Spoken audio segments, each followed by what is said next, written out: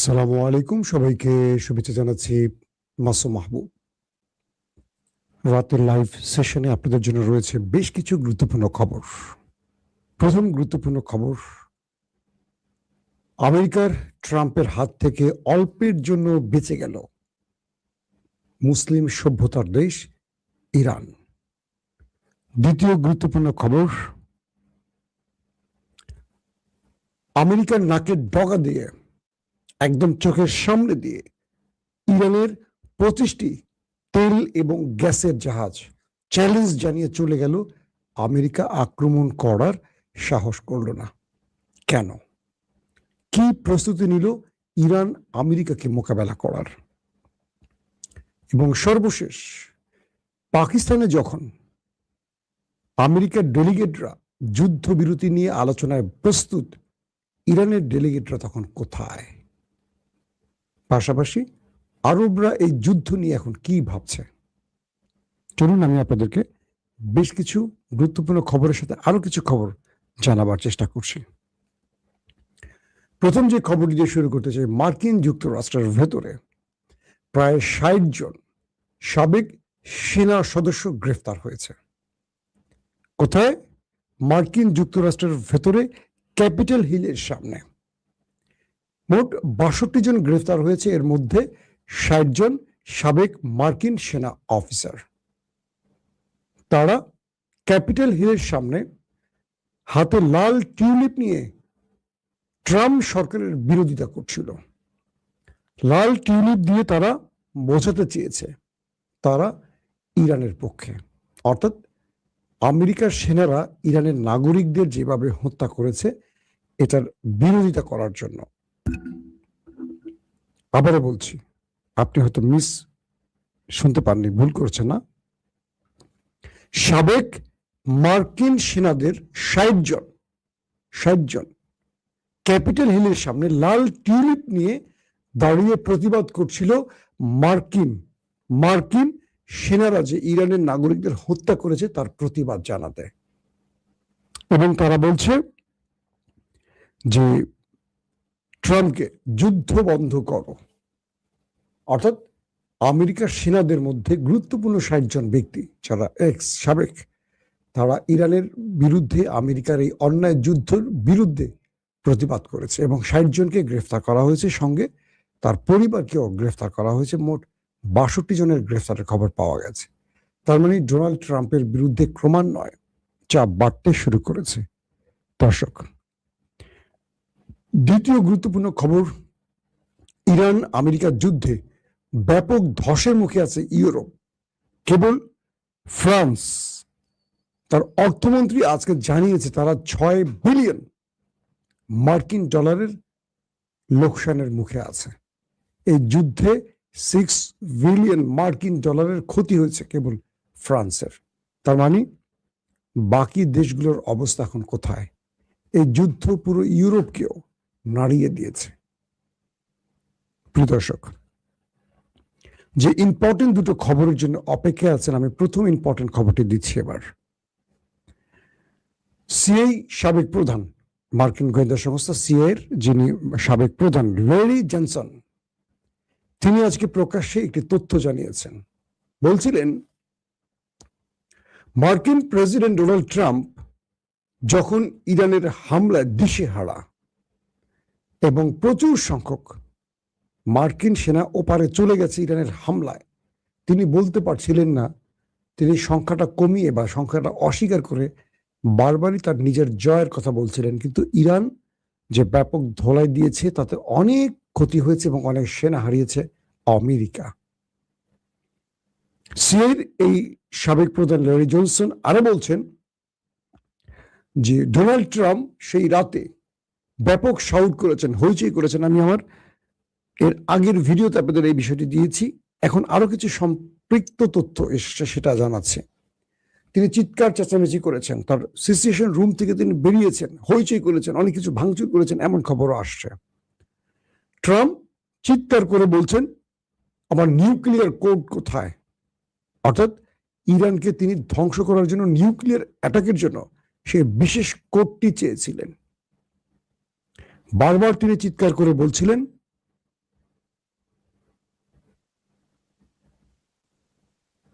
একজন লিখছে, বিলের মধ্যে খালে বসে লাইভ দেখছিলাম। ও, এখন রাতে বিলের মধ্যে বসে আছেন, গুড, মৃদু বাতাসে বসে আছেন না ভাই? বাইরে তো অনেক গরম। তো তিনি ইরানকে যে বললো যে পুরো বিশ্ব সভ্যতা থেকে ইরানকে মুছে ফেলবেন, এই বক্তব্যের পর তিনি তার টিমকে বারবার বলছিলেন, আমার নিউক্লিয়ার কোড কোথায়? কে? মার্কিন প্রেসিডেন্ট ডোনাল্ড ট্রাম্প।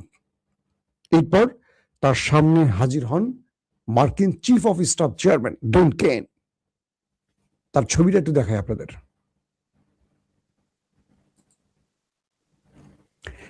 তো মার্কিন প্রেসিডেন্ট ডোনাল্ড ট্রাম্পের সামনে হাজির হন এই ভদ্রলোক, যাকে আপনারা স্ক্রিনে দেখতে পাচ্ছেন, ডন কেন।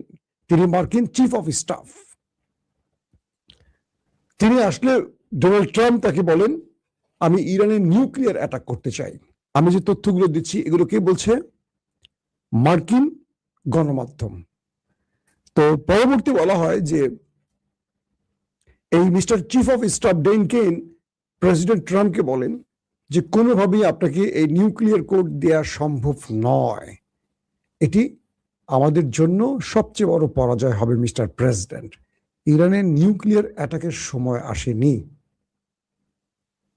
তিনি তার উপরে চেঁচামেচি করেন এবং মিস্টার প্রেসিডেন্ট তখন আরো জেনারেলদেরকে তলব করেন।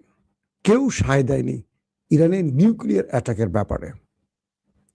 সিএর প্রধান রেনি জনসন বলছেন, মিস্টার প্রেসিডেন্ট ট্রাম্পের হাতে আমেরিকার চাবি নিরাপদ নয় এবং তাকে নিউক্লিয়ার কোড দেয়া সবচেয়ে ভয়ঙ্কর হবে, কারণ তিনি এটির রক্ষা বা এটির প্রয়োগের ব্যাপারে তিনি অক্ষম। কারণ মার্কিন সিনেটে প্রেসিডেন্ট ট্রাম্পকে অক্ষম হিসেবে 25 সংশোধনী অনুযায়ী মার্কিন সংবিধানের এই প্রস্তাব এসছে যে ট্রাম্প একজন অক্ষম ব্যক্তি, তিনি সুস্থ নন, এমনও প্রস্তাব আমেরিকার সিনেট কংগ্রেসে উঠে আসছে। তো এই যে ব্যক্তিকে স্ক্রিনে দেখতে পাচ্ছেন, তিনি ট্রাম্পের সাথে এটা নিয়ে লড়াই করেছেন যে না, আপনাকে নিউক্লিয়ার কোড দেয়া যাবে না, কারণ আপনি এটার সঠিক ব্যবহার করতে পারবেন না। আমেরিকার ইতিহাসে বলা যায় যে সবচেয়ে বাজে সময় পার করছে মার্কিন যুক্তরাষ্ট্রের সেনাবাহিনী, এস্টাবলিশমেন্ট এবং দেশের জনগণ। কারণ তারা এমন একজনকে প্রেসিডেন্ট করেছেন, প্রতিদিন সকালে মানুষ ঘুম থেকে উঠে কমেডি শো না দেখে ট্রাম্পের ট্রুথ সোশ্যালের বক্তব্য পড়ে, তার পোস্ট পড়ে, টেলিভিশনে তার বক্তব্য পড়ে।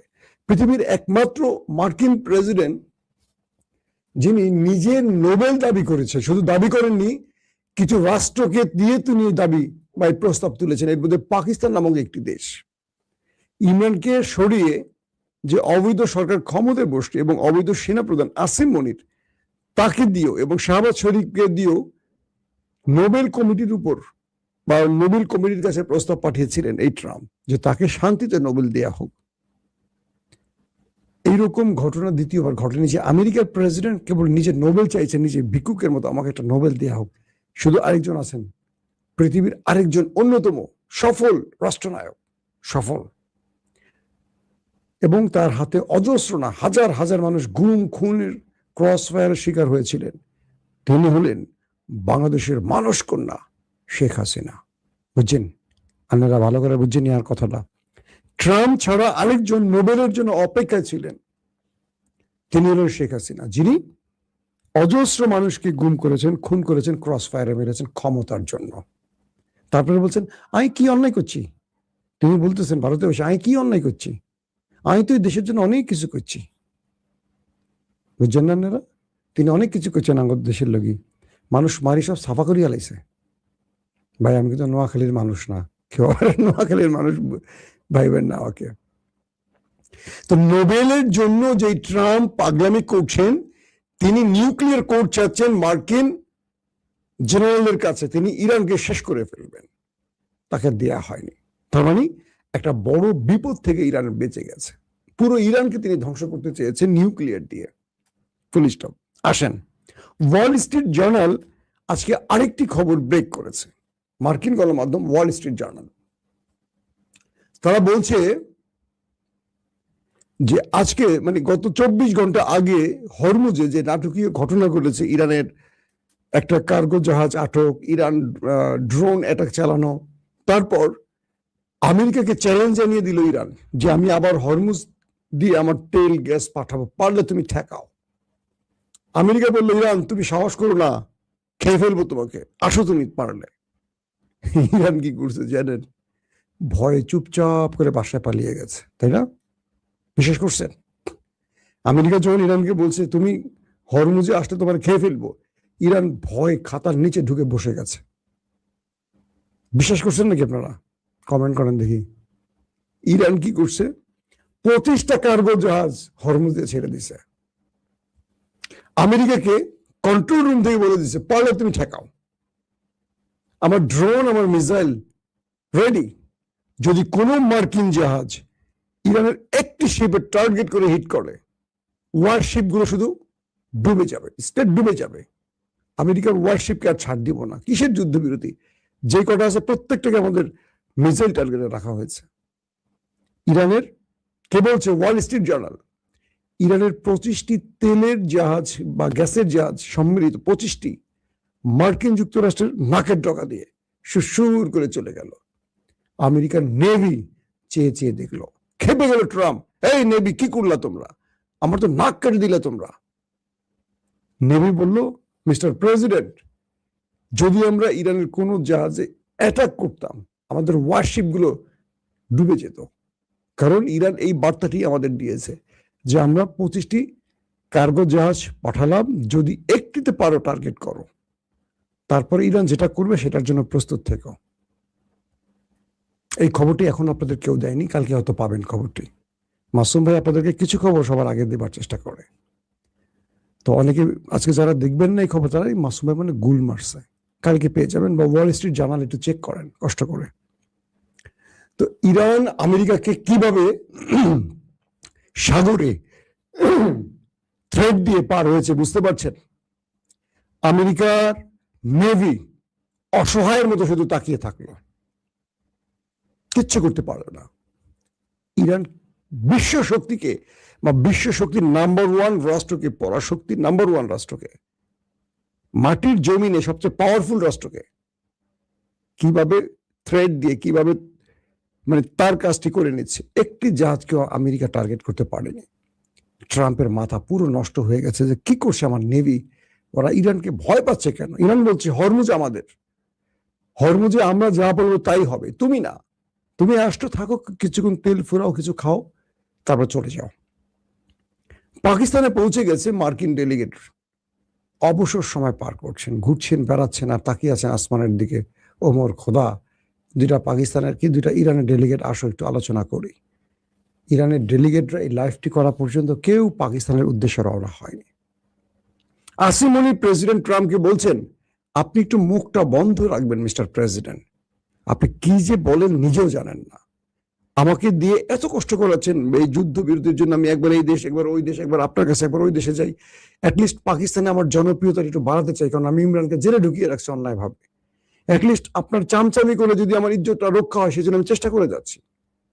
কিন্তু আপনি তো সকালে একটা বলেন বিকেলে একটা বলেন, কারণ ইরান বলে দিয়েছে যতক্ষণ হরমুজ থেকে মার্কিন নৌবাহিনী মানে নৌবহর বা ওয়ারশিপ চলে না যাবে এবং আমেরিকার প্রেসিডেন্ট এই উড়াদুরা কথা বন্ধ না করবে, শেখ হাসিনা আমার কথা বন্ধ না করবে, আমরা আমেরিকার সাথে বসবো না। আমেরিকার ডেলিগেটরা পাকিস্তানে গিয়ে হা করে বসে আছে, কখন ইরান আসবে, কখন ইরানের ফ্লাইট উঠবে পাকিস্তানের উদ্দেশ্যে। ইরান আসছে না। এবার বুঝছেন কে কার কাছে ধর্ণা দিচ্ছে যুদ্ধবিরতির জন্য? ট্রাম্প এনিহাও একটা যুদ্ধবিরতি চান, আর ইরান বলছে আমার এত বাধ্য, তুমি চাইতেছো, আমার এত বাধ্যবাধকতা নেই, বাট তুমি যদি চাও আমার শর্ত মানো, আমি তোমার শর্ত মানবো না। এখন ট্রাম্প বলছে তোমার ইউরেনিয়াম আমাকে দিয়ে দাও। গব্বর সিং বলে না মেরে কি তোর হাত আমাকে দিয়ে দে, হিন্দিতে বলে আর কি। এখন আমেরিকা বলছে মিস্টার ইরান তোমার ইউরেনিয়ামটা আমাকে দিয়ে একটু ইজ্জত বাঁচাও, তুমি তো বহুত মারছো আমারে, বহুত সিস্টেম করছো, এবার তুমি আমাকে একটু রক্ষা করো। ইরান বলছে পৃথিবী উল্টে গেল, আমার ইউরেনিয়াম তোমাকে দেয়া হবে না, তুমি যা খুশি করো, এই ইউরেনিয়াম তুমি মরে গেলেও পাবে না।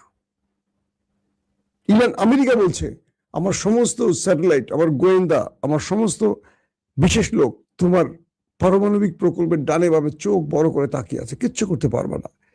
ইরান বলছে আমি কিচ্ছু করতে তো চাই না, আমার যেটা যেখানে আছে সেখানেই থাকবে, তোমার যদি কিছু করার তুমি করো, তোমাকে আওয়াজ দিতে হবে না, কাজ করো। এখন আমেরিকা মাইন্ড চিপায় পড়ে গেছে, ইরান তাকে কোনোভাবেই ছাড় দিচ্ছে না, এক্সিট রুট দিচ্ছে না। ইরান বলছে তুমি হরমুজ থেকে যাও, আমি আলোচনায় আসব। তুমি ইসরায়েলকে বলো লেবাননে হামলার আর একবার সাহস যেন না করে, এবার ইরান প্রতিশোধ নেবে। তুমি হরমুজে তো ঢুকবে না, শুধু তাই নয়, তুমি আমার শর্তগুলোকে ভালো করে আরেকবার রিভিউ করো, পড়ো, তারপর আলোচনায় আসো। আলোচনা টেবিলে বসে পাগলামি করার কোনো দরকার নেই। ইরানের প্রেসিডেন্ট, স্পিকার, পররাষ্ট্রমন্ত্রী, গুরুত্বপূর্ণ ব্যক্তিরা চোখ বন্ধ করে বসে আছেন, আমেরিকার কোনো কথা সায় দিচ্ছেন না, শুধু বলছেন আগে আমাদের কথা শোনো, তারপর আমরা আসব। আগামীকালকে ধারণা করা যাচ্ছে যে যদি আজকে ট্রাম্প কোনো গ্রিন সিগন্যাল পাকিস্তানকে দেয় যে ইরানের এই দাবিগুলো মানা হবে বা কিছু, তাহলে আগামীকালকে হয়তো ইরানের কোনো প্রতিনিধি দল আসতে পারে, নতুবা আসবে না। এই পরিস্থিতিতে এখন পর্যন্ত যতগুলো কৌশলী রাজনীতি চলছে বা যতগুলো ডাইনামিক চাল দিয়েছে, প্রত্যেকটা ইরান দিয়েছে আমেরিকা ট্রাম্পের বিরুদ্ধে। আমেরিকা ট্রাম্প এখন পর্যন্ত ব্যর্থ, তার সফলতার ঝুলিতে পুরোটাই শূন্য। সো ট্রাম্প এখন ইরানের কাছ থেকে একটা ফেস সেভিং চাচ্ছেন, কোনো একটি ঘটনা চাচ্ছেন যেটা দিয়ে আগামী মধ্যবর্তী নির্বাচন তিনি পার হতে পারেন। কিন্তু আমেরিকার প্রেসিডেন্টকে ইরান এবার খেয়ে দিবেন এটাই মনে হচ্ছে আমাদের কাছে। কারণ ইরান যে চাল দিচ্ছে, যে অভিজ্ঞ চাল দিচ্ছে মুস্তফা খামেনি, এটা ট্রাম্প এই চালগুলো কি বুঝতে পারছে না, নাকি তিনি পাগল হয়ে গেছেন বুঝতে পারছে না। প্রতিটি চালই আমেরিকা ধরাশায়ী হচ্ছে ইরানের কাছে এখন পর্যন্ত। দর্শক, শেষ পর্যন্ত আলোচনা হবে নাকি আরেকটা যুদ্ধ দেখবে পৃথিবী, এটা এখন বলা মুশকিল। তবে পুরো আরব এই যুদ্ধটা আর চায় না। পুরো আরব আমেরিকাকে এখন চাপ দিচ্ছে, খবরদার আর যুদ্ধ ছড়ায়ও না, আমাদের হাজার হাজার কোটি কোটি টাকা ধ্বংস হয়ে গেছে, বিলিয়ন বিলিয়ন ডলার আমাদের ক্ষতি হয়েছে, আর যুদ্ধ ছড়ায়ও না। আরব এখন চাপ দিচ্ছে কাকে? আমেরিকাকে। আমেরিকা এখন টেনশনে পড়ে গেছে, কি করবে। প্রত্যেকে ভালো থাকবেন, আল্লাহ হাফেজ। ওপেন দাইস মানে সত্যকে সত্য বলা, মিথ্যেকে মিথ্যে বলা। আমরা শোনা কথা নয়, চোখে যা দেখি তাই বলি।